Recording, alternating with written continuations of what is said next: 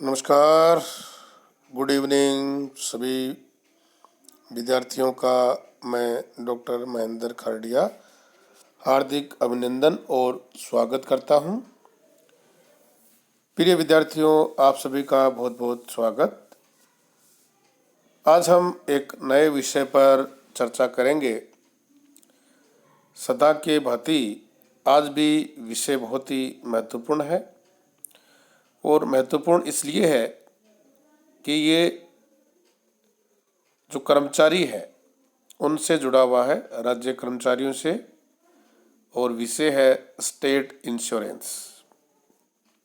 यानी राज्य बीमा क्या है और क्या है राज्य बीमा की दर। यानी राज्य बीमा क्या है और किस पर ये लागू होती है और इसकी दर क्या है, इसकी जो स्लैब है उसके बारे में चर्चा करेंगे। सभी को स्टेट इंश्योरेंस के बारे में जानकारी होनी चाहिए कि स्टेट इंश्योरेंस क्या है। जैसे आप जानते हैं LIC के बारे में, लाइफ इंश्योरेंस, इसी प्रकार स्टेट इंश्योरेंस होती है और इसी के बारे में हम विस्तार चर्चा करेंगे। तो सभी विद्यार्थी जिन्होंने अभी तक चैनल को सब्सक्राइब नहीं किया है वो जल्द से जल्द इसको सब्सक्राइब करें ताकि जब भी नया वीडियो अपलोड करें तो आपको इसकी जानकारी मिले।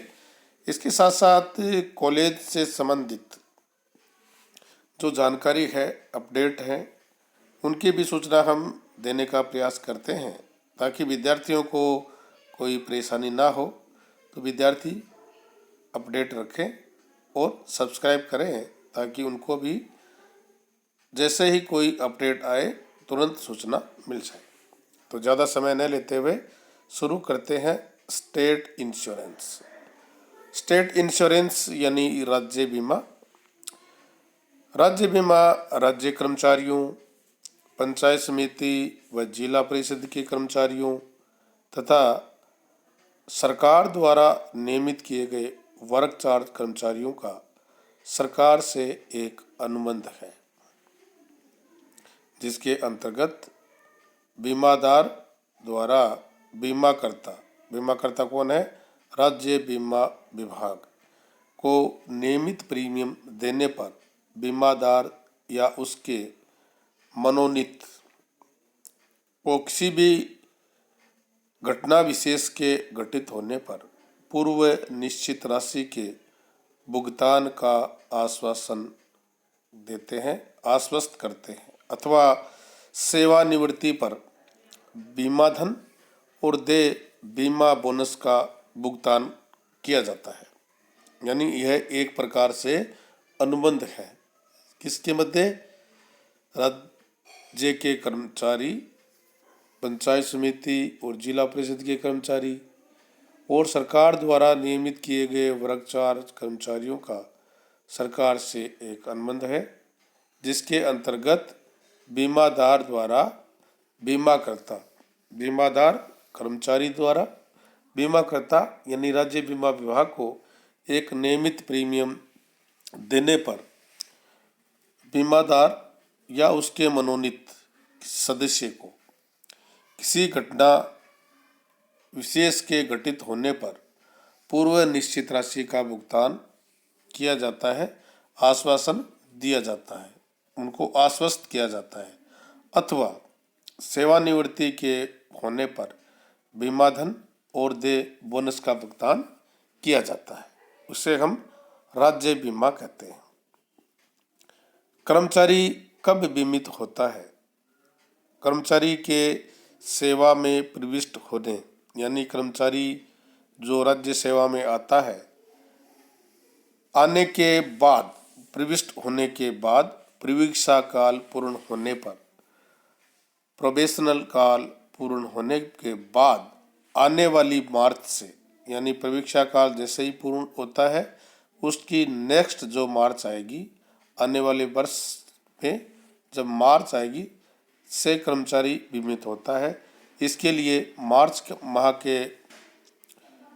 में कर्मचारी के वेतन में से राज्य बीमा की कटौती प्रारंभ की जाती है और कर्मचारी के वेतन में वृद्धि होने या बीमा खंड दर में वृद्धि होने पर बढ़ी हुई दर से प्रीमियम की कटौती आगामी मार्च माह के वेतन में से दिए जाने का प्रावधान है। आगामी जो मार्च आती है उससे उसके वेतन में ये कटौती कर दी जाती है। तो बीमित कब होता है? कर्मचारी सेवा में आता है, उसका प्रवीक्षा काल पूर्ण होता है और प्रवीक्षा काल पूर्ण होने के बाद अगले मार्च से बीमित होता है और मार्च माह में से उसके वेतन में से राज्य बीमा की कटौती प्रारंभ की जाती है। और कर्मचारी के वेतन में अगर वृद्धि होती है या बीमा खंड दर में वृद्धि होती है या कर्मचारी का वेतन बढ़ता है तो उसके हिसाब से वो स्लेब के हिसाब से बीमा खंड दर जो है उसमें अगर वृद्धि होती है तो बढ़ी हुई दर के अनुसार प्रीमियम की कटौती आगामी मार्च में वेतन में से दिए जाने का प्रावधान है।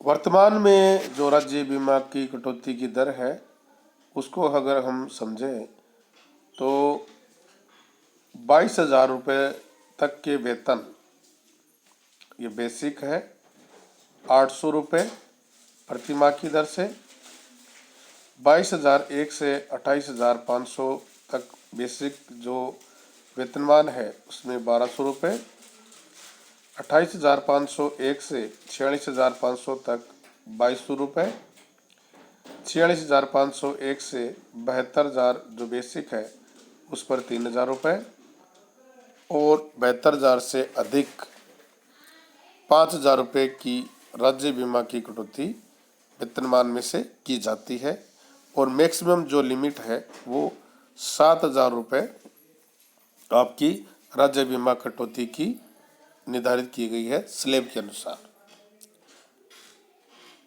अब प्रोबेशन जो काल है, प्रवीक्षा जो काल है, पूर्ण होने के अगले मार्च से राज्य बीमा की कटौती प्रारंभ की जाती है जैसे कि मैंने बताया। तो अब हम शुरू से लेके जब प्रवेश काल आपका पूर्ण हो जाता है, राज्य जो कर्मचारी हैं जिसमें पंचायत समिति के, जिला परिषद के और राज्य सरकार द्वारा नियमित किए गए वृक्षार्थ कर्मचारियों से ये कटौती की जाती है। तो इस हेतु कार्मिक को अपनी एसएसओ आईडी से प्रथम घोषणा पत्र भरना पड़ता है।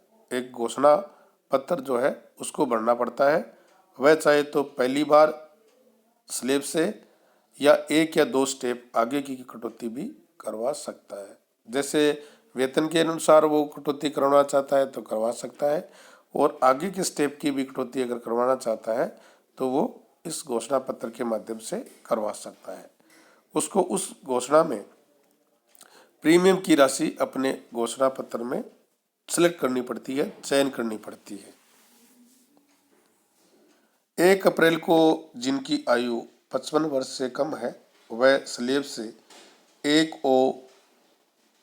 1 या 2 स्टेप अगली एसआई की कटौती बढ़ा सकते हैं। उनको एसएसओ आईडी से फर्दर कॉन्ट्रैक्ट अधिक घोषणा पत्र भरना पड़ता है। 1 अप्रैल को जिनकी आयु 55 वर्ष या इससे अधिक हो रही है उनके लिए राज्य बीमा की वर्तमान कटौती यथावत रहेगी क्योंकि राज्य बीमा द्वारा उनके जोखिम कवर नहीं की जाती है। यानी 55 वर्ष के बाद में उनकी जोखिम है वो कवर नहीं की जाती है। प्रथम या अधिक घोषणा पत्र भरने से पहले अपनी डीडीओ लॉगिन से पहले कार्मिक की सर्विस डिटेल्स, बेसिक पे, नॉमिनी डिटेल को अपडेट करवाया जाना जरूरी है। यानी आप प्रथम घोषणा जो कटौती है वह करवाना चाहते हैं या अधिक जो कटौती है उसका घोषणा पत्र भरना चाहते हैं तो इससे पहले आप अपने डीडीओ लॉगिन से पहले कार्मिक को अपनी सर्विस की जो डिटेल है, बेसिक पे है, नॉमिनी डिटेल है, उसको अपडेट करवाया जाना जरूरी होता है। एसआई की वर्तमान कटौती जो चल रही है वह किसी भी कारण से कम नहीं की जा सकती। किसी भी कार्मिक के प्रोबेशन पूर्ण हो चुका है परंतु स्थायीकरण एवं वेतन नियमितीकरण नहीं हुआ है। ऐसे मामलों में स्थायीकरण के बाद जब नियमित वेतन का निर्धारण होगा उसके एरियर से मार्च माह की प्रथम कटौती यानी राज्य की बीमा की कटौती की जाएगी और उसी समय उसको प्रथम घोषणा पत्र उसके द्वारा भरा जाएगा। घोषणा पत्र भरने से पहले ये सुनिश्चित कर ले कि आपकी SIPF एम्प्लॉय ID वर्तमान DDO के पास होनी चाहिए। यानी आपकी एक SI एम्प्लॉय ID है वो आपके वर्तमान जो DDO है उसके पास होनी चाहिए, अन्यथा भरा गया घोषणा पत्र पुराने वाली DDO की ID पर ही शो होगा। ऐसी स्थिति में DDO से ID को पुल करें या पुराने DDO से ID नए DDO को ट्रांसफ़र करवा लें। यह आप जरूर ध्यान रखें। किसी का वेतन 5वें या 6ठे वेतनमान में आहरित हो रहा है उनकी SI की कटौती यथावत रहेगी। उसके बाद 7वें वेतनमान में फिक्सेशन होने के बाद एरियर जब बनेगा उसमें SI अंतर की राशि स्लेब के अनुसार कटौती कर दी जाएगी। ये भी आप जरूर ध्यान रख लें कि अगर किसी का वेतन 5वें 6ठे वेतनमान से आहरित हो रहा है तो उसकी कटौती उसी के अनुसार यथावत रहेगी। जब उसका वेतनमान 7वें वेतनमान में उसका फिक्सेशन किया जाएगा तो जब उसका एरियर बनेगा तो उसमें SI अंतर की राशि स्लेब के अनुसार उसकी कटौती की जाएगी। जुलाई में वेतन वृद्धि लगने से SI की कटौती स्लेब के अनुसार बढ़ जाती है तो उसकी कटौती नेक्स्ट मार्च से ही की जाएगी। जुलाई वेतनमान में लगने से जुलाई में जब आपका इंक्रीमेंट लगता है और SI की कटौती स्लेब के अनुसार बढ़ जाती है तो बढ़ोतरी उसकी नेक्स्ट मार्च से की जाएगी। यानी वेतनमान बढ़ जाता है, बढ़ने के बाद वो उस स्लेब से क्रॉस कर जाता है तो उसकी कटौती जुलाई से नहीं करके मार्च से की जाएगी। आप सभी का बहुत बहुत हार्दिक धन्यवाद, स्वागत। कुछ SI से संबंधित क्वेश्चन है जिनके बारे में हम चर्चा कर लेते हैं कि बीमा धन क्या है। बीमानुबंध में प्रविष्ट पर बीमादार की आगामी वर्षगांठ पर आयु एवं उसके द्वारा दे प्रीमियम के आधार पर राशि जो कि घटना विशेष के घटित होने पर दे है वह बीमा धन कहलाता है।